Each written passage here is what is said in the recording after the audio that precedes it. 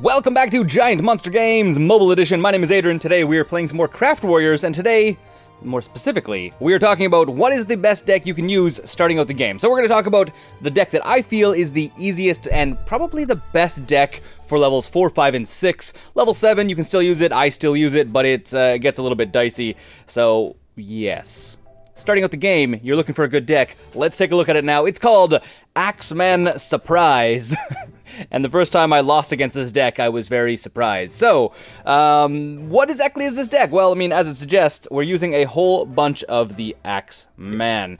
The Axeman, which I'll go and show you his stats in a bit, he has an axe. Actually, let me just do this right now. This is what the deck looks like before I got too far. This is what the deck looks like. It is essentially 5 Axeman, or Axger. Well, I'm not even sure what the guy's name.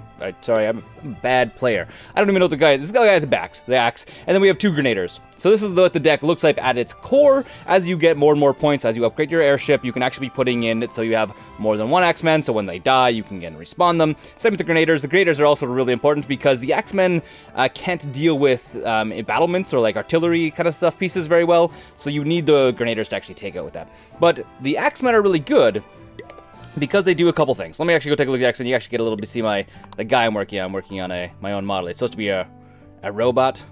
Yeah, he's pretty cool looking. Anyways, the reason why the Axeman is good, he has a lot of hit points to start it with, so he can take a lot of damage. A lot of times he can take 2 or 3 hits from a lot of characters, not everything, but from a lot of stuff. He also deals a reasonable amount of damage. He's not the highest damage outputting character, but they do hit an area effect. They like swing their axe in a big circle. If I wasn't connected via headphones, I would just spin in my chair. You get the idea. Yeah, they hit a whole bunch of stuff. So when they're attacking a building and someone comes out to attack them, bam, they hit the person and the building. If a person is in contact with them, if they're fighting someone currently and they're beside a building, they're going to hit that building. They're going to also hit more than one wall spot at a time. And because they're slow, they tend to do constantly damage. So if you have a group of them that go in, say 3 go in, they're going to be damage, which is the whole point and the reason why you're using this, because as people come in to attack them, they can take out a lot of stuff really quickly, which is the reason why I call it Axeman Surprise, because it's surprising how much stuff is taking damage while they are doing their thing. The downside is they are slow. They are a slow character, so if your opponent has the map spaced out a lot and they have a lot of things that are going to be taking up their time, you might not 100% someone strictly because your Axeman can't make it there in time. So that's the first part of it, is the Axeman, or in this case, he's named the Bandit.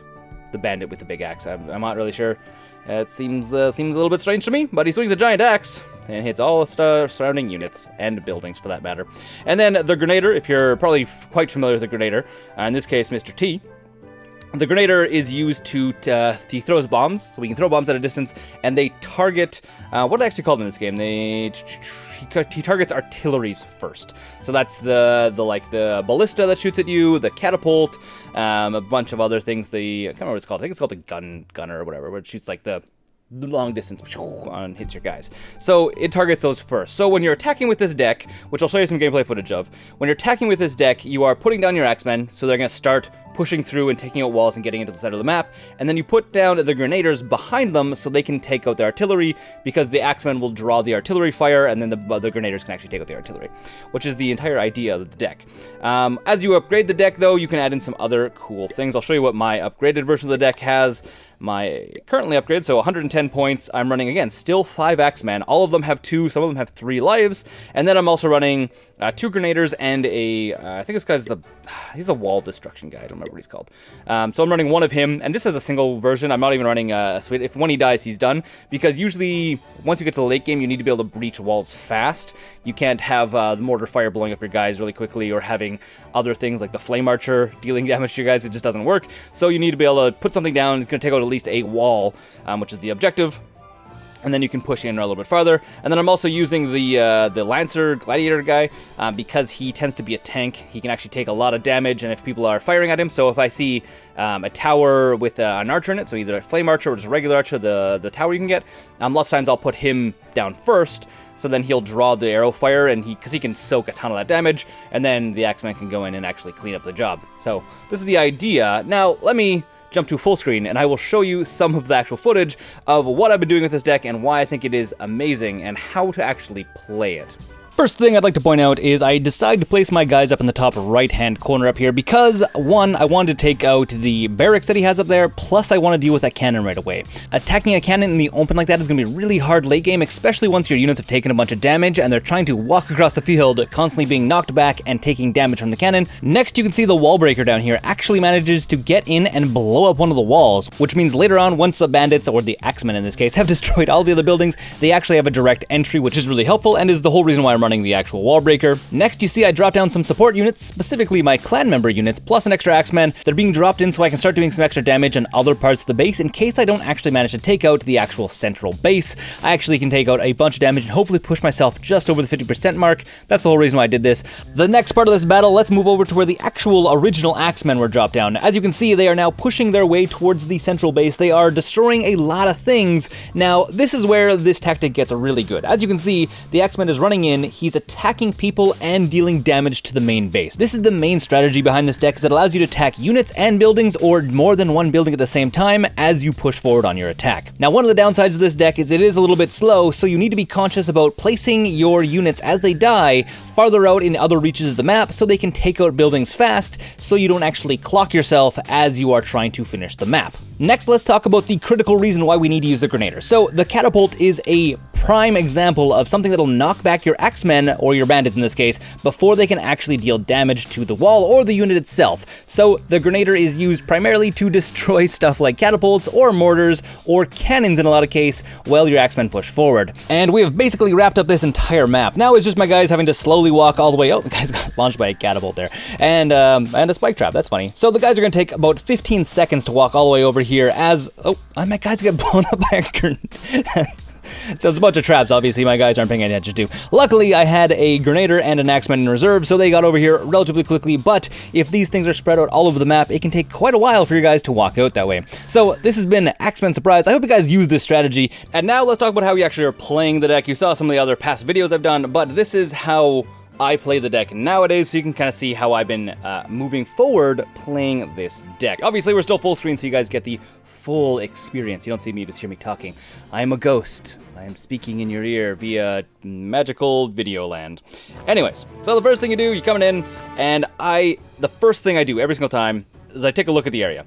A lot of times what ends up happening is people tend to place their troops like right at the very beginning here, right at the very front, where my little cursor is. That's not always the place, because you could bait people to go there. For me, I think the best place is actually going to be going in right here, because we're going to want to take out this base first. So we're going to go as 1, 2, 3. Put down these guys, literally just drop them all. And they're now drawing the fire of that thing. And meanwhile, let's go like this, and then let's place this guy as close as possible so he can actually draw the fire of that cannon. Hopefully, he might not draw the fire of the cannon. I should actually zoom in here so you can see what's going on here. So, here we go. So, it looks like we have two Lancer guys that are fighting each other here. As you can see, my Grenaders have already taken out both of the artillery pieces on this side of the map. My guy that's blowing up walls just died, which is okay. I'm not too concerned about that. And I can now throw down more Grenaders. So here we go, more Grenaders. I mean, more Axemen. So he has another guy, another Swordman, which is not very fun.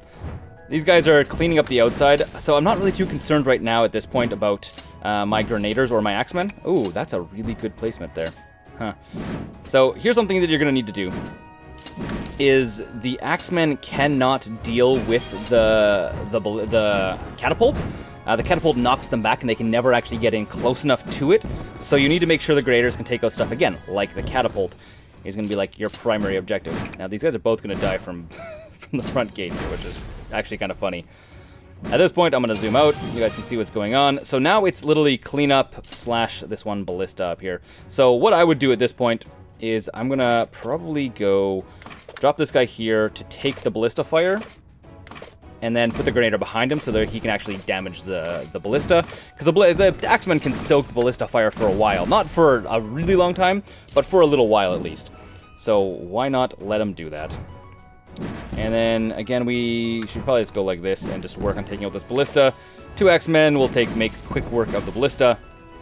Not too concerned about it. Even at levels, 4, 5, and 6, the Axemen can soak damage from the ballista. The ballista's not going to take them out. The catapult And there we go, 100%. Didn't even see what all went on there. But you saw my process and how I go about doing this. So the Axeman, as I was saying, the Axeman can soak a bunch of damage. The thing is, as I was saying before, the catapult is the one thing you need to watch out for, and you need to make sure your grenaders are actually getting in and doing their job. If they're not, you're kind of losing out on some value there. And that is the entire Axeman Surprise deck. Again, this is for levels 4, 5, 6. Mind you, I still use it. I am now level 8. So you can consistently keep using it and upgrading it. As you can see on the screen, I can actually quickly go over this with you. What I'm actually using. So I'm still using 5 Axemen. I'm using 2 Grenaders still, offset because I usually just kind of tap to place stuff rather than selecting and placing guys. The guy that blows up walls, which is super handy, and then the guy that pull damage. So this is what I'm using, this is what I recommend. It's fun deck to use, it's also really easy. If you're one of the people that like doesn't want to go through like the super tactics, what do I do this, what do I do this, how do I handle this, this deck is really, really handy, really good. I actually really enjoy playing it because I can kind of play a little bit more passively with this deck. Okay. This has been GiantMonsterGames. I hope this has been helpful. If you want to see more videos just like this, subscribe and leave a comment on what kind of other videos you'd like to do. My next video will probably come out on Thursday, so I'm going to try to do Craft Warrior videos every Tuesday and Thursday. Until next time, don't forget to mobile game like a giant monster. Thanks for watching the videos here on Giant Monster Games. If you want to support the channel directly, we now have a Patreon page which you can go and become part of the broader Giant Monster Games community. Additionally, if you want to see some other awesome videos, you can click right here or right here.